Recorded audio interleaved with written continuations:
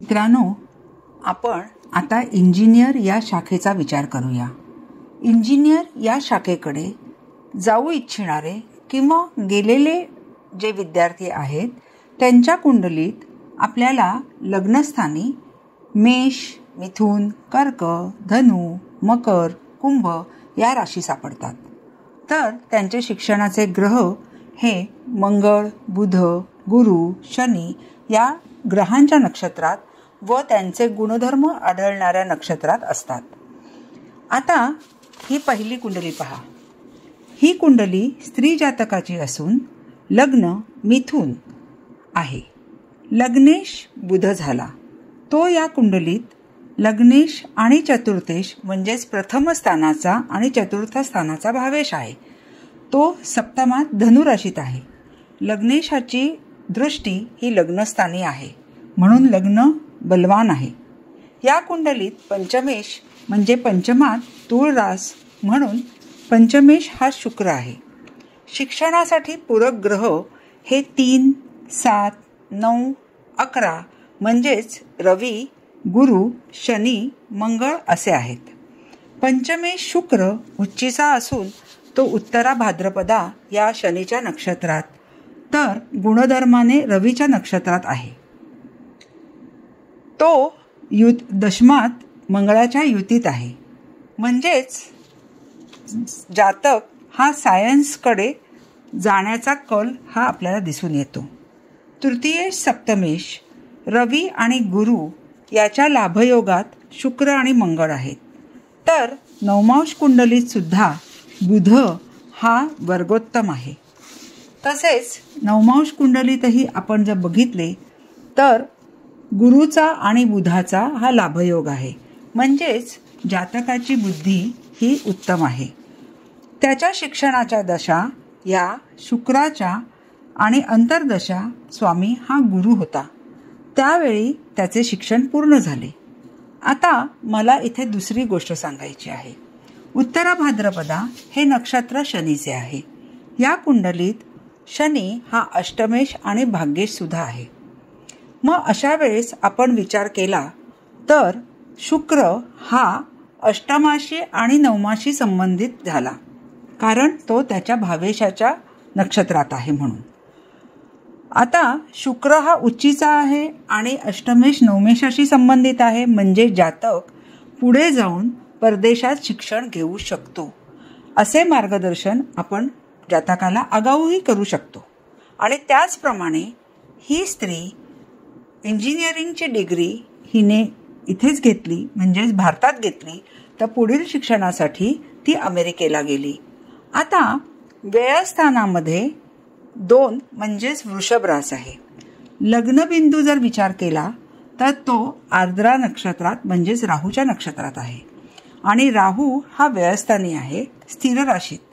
मग अशा वेळेस आपण दुसरा विचार केला की जातकाला परदेशात जाऊन राहण्याची सुद्धा इच्छा आहे. मग तिथे स्थिर रास आहे त्यामुळे जातक दीर्घकाळ परदेशात वास्तव्य करू शकतो असेही आपण अनुमान लावू शकतो. याचाच अर्थ दुसरा म्हणजे की जातक शिक्षण घेण्यासाठी परदेशात जाईल व त्यापुढे त्याचे अर्थार्जन तो परदेशात राहून करू शकेल. आपण दुसरी कुंडली बघू. ही पुरुष जातकाची कुंडली आहे. या कुंडलीत धनु लग्न व मेष रास आहे. धनु लग्नाचा लग्नेश गुरु हा आपल्याला व्ययस्थानात म्हणजेच वृश्चिक राशीत अनुराधा नक्षत्रात दिसत आहे. तर राशीस्वामी मंगळ हा तृतीय स्थानी कुंभ राशीत दिसत आहे. तो नक्षत्राने धनिष्ठा म्हणजे स्वनक्षत्री असून त्यात चंद्राचे गुणधर्म आढळतात. आता पंचम स्थानी बघितल्यावर तिथे आपल्याला चंद्र दिसत आहे. अष्टमेश चंद्र बघितल्यावर अनेक ज्योतिषी म्हणतील की शिक्षणात अडथळे येतील. परंतु अष्टम स्थान हे प्रोफेशनल शिक्षण घेण्याचे स्थान आहे किंवा डॉक्टर, इंजिनियर, वकील, आर्किटेक्ट असे जे शिक्षण घेतात त्यांच्या कुंडलीत अष्टमेश पंचमात लागतो किंवा पंचमेश अष्टमात सुद्धा असू शकतो. त्यामुळे हा विचार आपण करणार नाही. आता पंचमातील चंद्र हा भरणी नक्षत्रात दिसत आहे.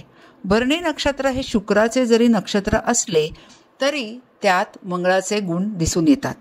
म्हणजेच आता आपण जर शनी आणि मंगळाचा विचार हा सायन्सकडे जाणारा दाखवलेला आहे किंवा सायन्सकडे जातो असं आपल्या लक्षात आलेलं आहे.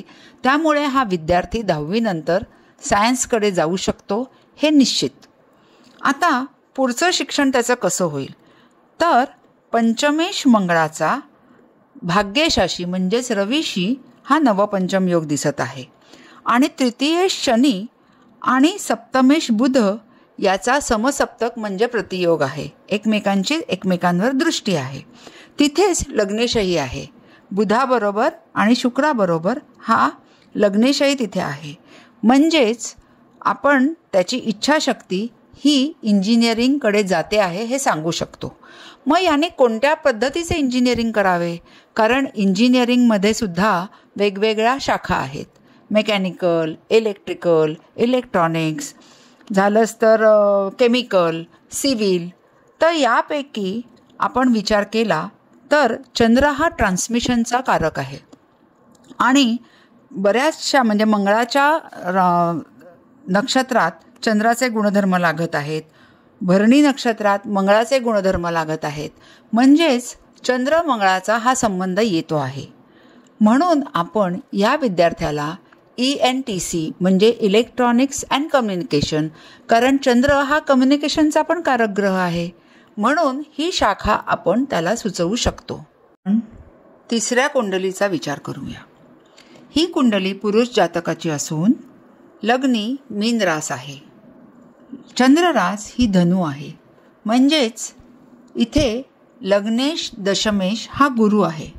तो सिंह राशीत आहे, षष्ठ स्थानी. आता शिक्षणाचा विचार करता आपल्याला पंचमात कर्क रास दिसत आहे. त्याचा स्वामी चंद्र हा दशमात आहे. तर चंद्र हा पूर्वाषाढा म्हणजे शुक्राच्या नक्षत्रात असून तो मंगळाच्या गुणधर्माच्या नक्षत्रात आहे. तर प्रत्यक्षात पंचमात आपल्याला मंगळही दिसत आहे. आता इथे विचार करता चतुर्थेश बुध हा कन्या राशीत उच्च दाखवलेला आहे. बुध हा हर्षलाच्या बरोबर आहे.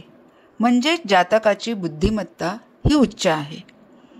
आता इथे विचार करून जर आपण जातकाला सुरुवातीच्या काळात डिप्लोमा कर असा जर सल्ला दिला तर तो चुकीचा ठरणार नाही. कारण त्याच्या 10वी नंतर येणारी दशा ही शेवटच्या काळातली रवीची दशा आहे. म्हणजेच षष्ठ स्थानाची दशा लागत आहे आपल्याला. त्यामुळे आपण त्याला आधी डिप्लोमा कर असा सल्ला देऊ शकतो आणि नंतर जेव्हा चंद्र मंगळ अशा दशा लागतील त्यावेळी तो डिग्री करू शकतो असेही आपण मार्गदर्शन करू शकतो. इथे आता तिन्ही कुंडल्यांचा एकत्रित विचार केला तर आपल्याला जे आपण म्हटलं होतं की लग्नी ह्या मेष, नंतर मिथुन, कर्क, धनु अशा राशी आपल्याला पाहायला मिळतात किंवा त्यांचे शिक्षणाचे स्वामी हे मंगळ, बुध, गुरु, शनी अशा नक्षत्रात सापडतात. तर हे योग्यच आहे. आपण तिन्ही कुंडल्यामध्ये अभ्यास करताना आपल्याला ह्याचा पडताळा आलेला आहे. याचप्रमाणे आपण विद्यार्थ्यांना शाखा मार्गदर्शन हे करू शकतो.